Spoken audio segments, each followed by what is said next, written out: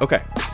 Now we're going to move on to the EU regulating AI. So, big news last week was that the EU passed the first ever comprehensive legal framework on artificial intelligence.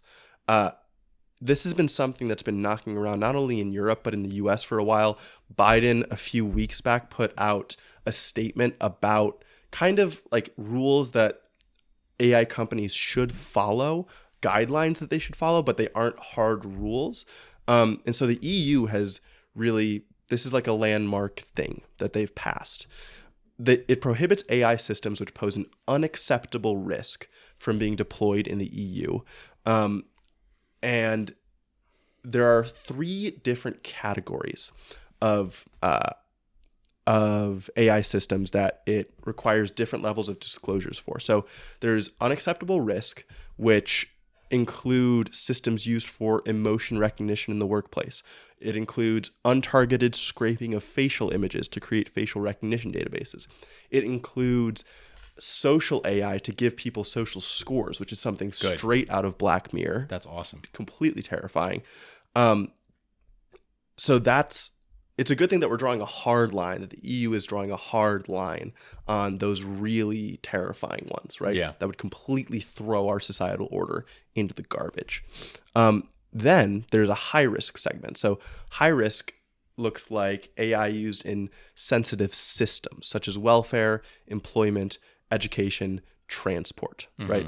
I think that makes sense too. Yeah, I mean, my initial reaction is, especially with employment, education, I don't like the idea of AI ever making managerial decisions, because AI can never be held responsible the way a human can. Okay. Right? If a human makes the poor decision at an executive level, in even an employment level or an educational level, that person can be held responsible. An AI can't.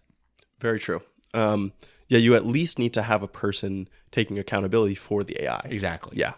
And then limited risk, you have like chatbots, deepfakes. So all of these require... I want to jump in there. I don't think deepfakes are limited. I think deepfakes should definitely be high risk. Really? I think they have a real danger to mess with the political systems.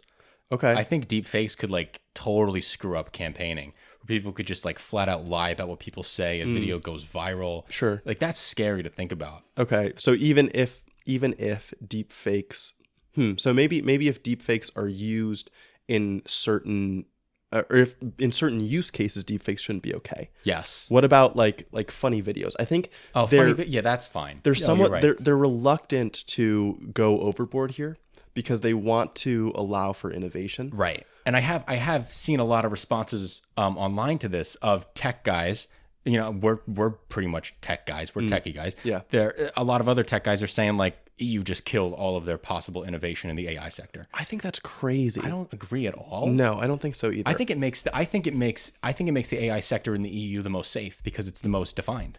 I mean, it's definitely the most safe, but I don't think the innovators are worried about the most safe. Yeah, because I don't think the real innovators that are going to make a lot of money in this space are really focusing on these types of things anyway. To be honest, I don't think these things hurt the core foundations of what OpenAI is trying to achieve.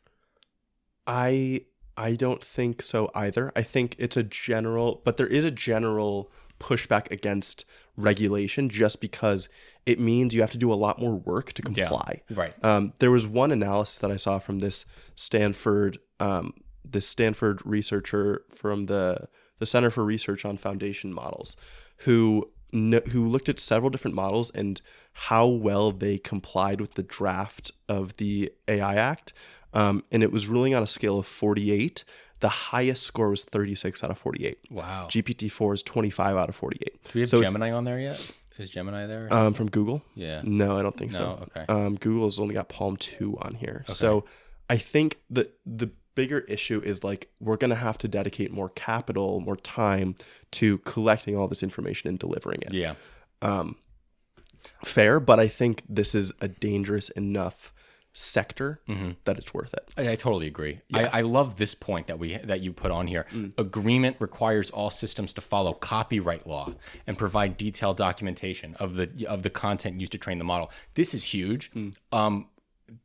Creatives their work doesn't get recognized enough. It's very easy to go on Google Images or just, scroll through the internet and see all these nice drawings and be like, oh, cool. But someone spent a lot of time making that stuff. Yeah. And so when you go on ChatGPT-4 and you're like, make me a guy who's really Italian, and then it creates that. Well, that it's using a bunch of images that people actually spent a lot of time creating and making. Yeah. And then all of their work gets erased in replace of this AI generated image.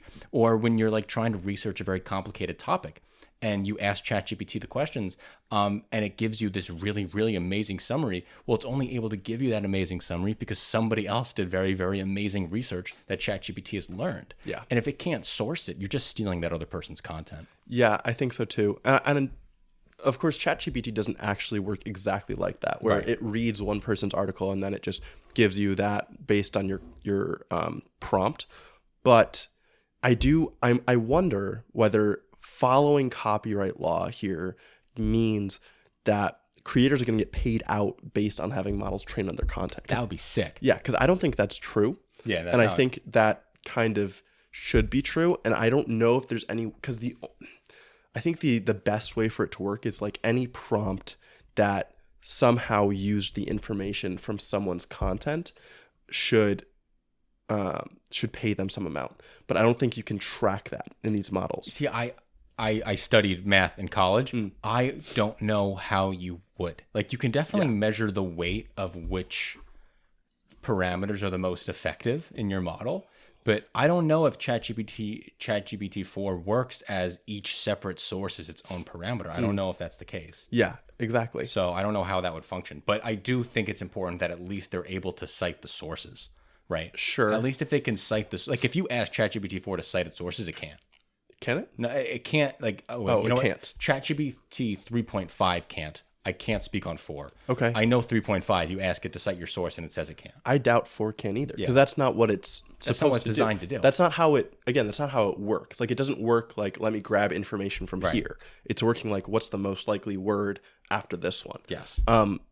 It's so- actually very, very crude when you think about it. Like, it's a very, very crude model. Right? Yeah. It's actually not as impressive as everyone says it is. It's amazing. I use it every day. But it's actually not that fundamentally, mind-blowingly, mathematically crazy. It's not impressive in how it puts together the responses, but it is impressive in terms of what it outputs. Yes. That's kind of what's scary too, and why we need regulation really quick, is because no one really knows how it works. Like, even the researchers at OpenAI have spoken out, especially after a bunch of the drama that recently went on at OpenAI. Yeah. In that they don't know exactly how or why it outputs what it does. You're also not supposed to know. That's No. not what a large language model does. It doesn't track why it does what it does. Yeah. Right? And so that's really scary, right? Because we don't know what we're gonna get. Okay, so I want to say something about, or first of all, this act is going to come into effect in 2026. If it passes, it's almost certainly going to pass. It applies to anyone providing or deploying AI systems in the EU, which I think is huge, because this means even these American companies, right?